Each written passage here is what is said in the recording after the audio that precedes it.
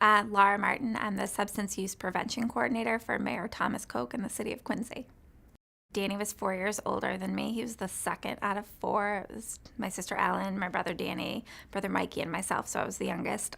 We grew up in Braintree till I was in kindergarten. And then we moved to Norwell, which is a small, upper middle class town. And Danny he was definitely the class clown. He was a smart kid, but he had a lot of learning disabilities. And back then it wasn't really identified, so you just kind of were the outcast, like, oh, he's the clown. But he was very smart when he put his mind to it. Danny was very much the fixer. He kept things together. Being the oldest son, I think he felt a lot of pressure to, follow in my father's footsteps and take over his company and take care of my younger brother and myself and protect my older sister. Opioids began, I think, around 17. He was playing basketball. He was on JV, I think. He went up for a shot and he came down and he tore his ACL. And he went and had surgery. And back then, what you got was Percocet. And we have a strong family history of addiction. So all on my father's side, all on my mother's side. My father's 27 years sober. So we always knew we were predisposed. But the second that he got that, he said that he felt something that he had never felt before. All of his discomfort, all of the emotions that he felt, they were just numb. And he couldn't get enough of it. And so from 17 to around 24, he played Russian roulette, and pills were a big thing, especially in a small town. And we weren't talking about disposing of your pills after going to the dentist. He'd go and have a root canal and he'd get more, had a prescription for a long time. And then when that ran out, you had to go to the street. So that is what he did. And he kept it up. On the outside, he was best man in 3 weddings. He was a godfather. He never missed a family party. And then he went to Suffolk and he graduated with honors. And then he was supposed to go to Suffolk Law School, and he died 10 days before he was supposed to start. Danny was sober from alcohol when he died of a heroin addiction. So he really caught on to his alcoholism being a problem, because that's what he identified with, my dad having been an alcoholic and him having seen alcoholism as a primary addiction. So he went and he asked for help, and he stopped drinking.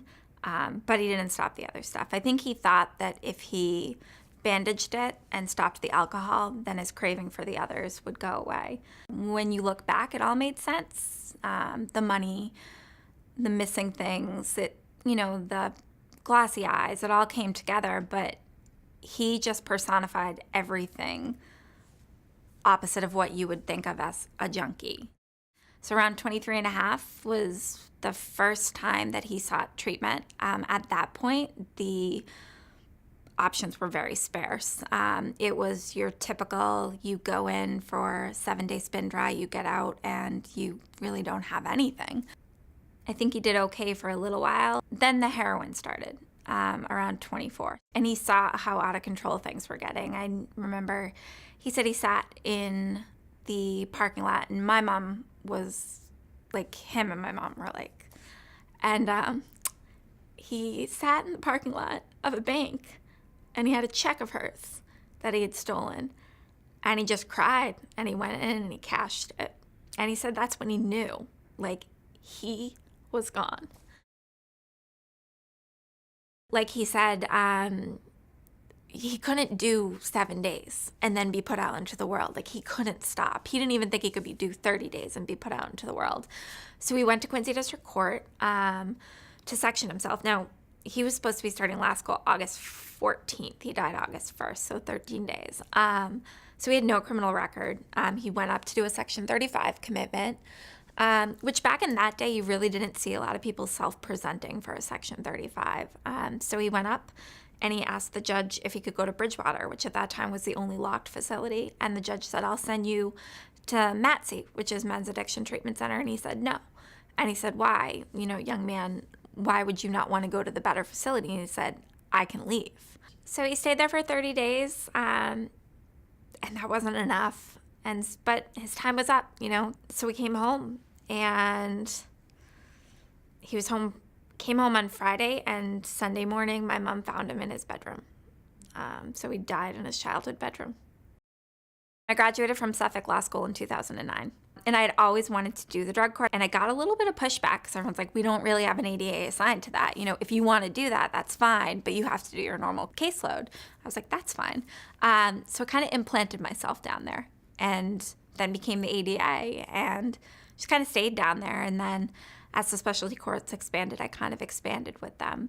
I mean, a majority of the cases that go through a district court are mental health or substance use related incidents. You see the progression from a young age. Like I see kids that I prosecuted as juveniles when I first started, and now they're deceased. I think that it's probably the biggest public health crisis that we have ever encountered, and I think the scariest part is the longevity that's going to have and the impact. Workforce. I mean, when pills were easier to get, people would be, you could be in the trades for 20 odd years and have a pill addiction without anything happening, especially a lot of the trades, a lot of labor. They've been impacted by this for a very long time, but now it's moving up and it's everywhere. It's executives, it's doctors.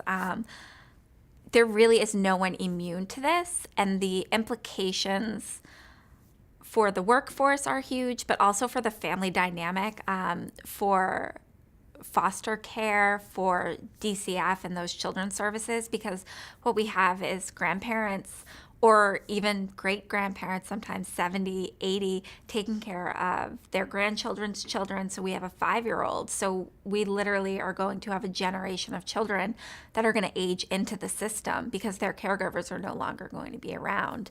You look at it from a public health, we've seen an outbreak in Hep A. The Hep C numbers, are astonishing. We also have an entire generation of children that are being born addicted. These kids are impacted in ways that we don't even understand yet. You're also seeing elder abuse. A lot of individuals, taking advantage of their grandparents' pain medication, taking advantage of their grandparents' finances. A lot of domestic violence is increased with substance use. So it really goes all around.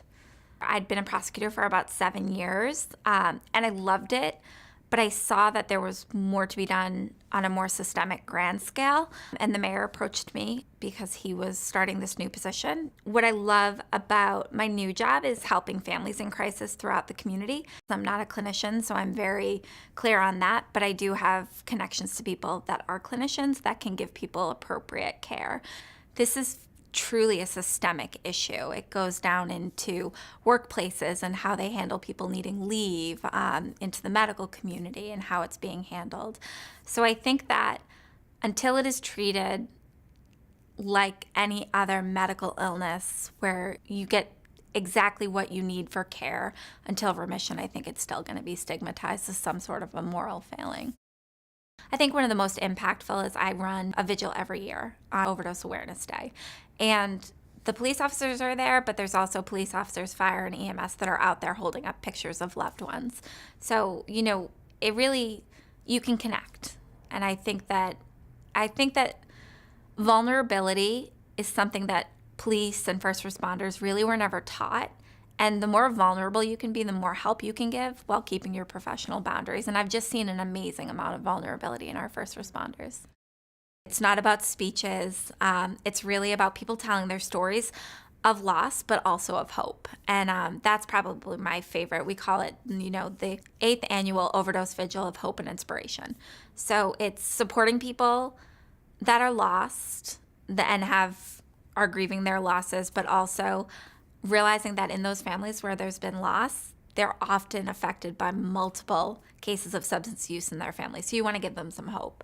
And I think that's the best thing. Another thing, too, is realizing the ages.